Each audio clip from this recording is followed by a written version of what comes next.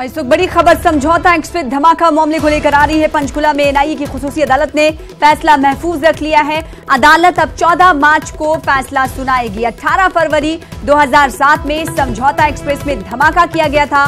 इस धमाके का अहम मुलजिम स्वामी असीमानंद है। असीमानंद को 2 मामले में पहले ही जमानत मिल चुकी है, जिनमें मक्का मस्जिद और अजमेर दरगाह शामिल हैं और इन दोनों मामले पर असीमानंद को जमानत मिली हुई है। इस वक्त की बड़ी खबर आपको समझौता एक्सप्रेस धमाका मामले की दे रहे हैं, जिस पर पंचकुला में एनआईए की खुसूसी अदालत ने फैसला महफूज रख लिया है।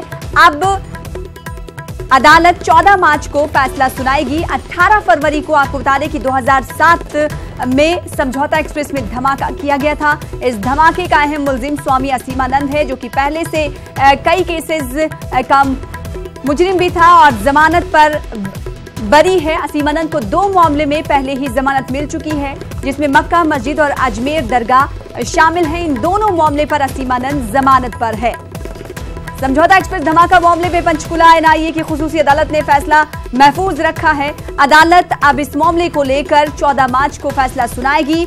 18 फरवरी 2007 को समझौता एक्सप्रेस में धमाका किया गया था और इस धमाके का अहम मुलजिम स्वामी असीमानंद है, जो कि कई मामलों में मुजरिम बनाया गया, जिसमें मक्का मस्जिद बम धमाका और अजमेर दरगाह शामिल है। इन दोनों मामले में असीमानंद को पहले ही जमानत मिली हुई है। जमानत पर असीमानंद है। अब इस पूरे मामले में अदालत 14 मार्च को फैसला सुनाएगी।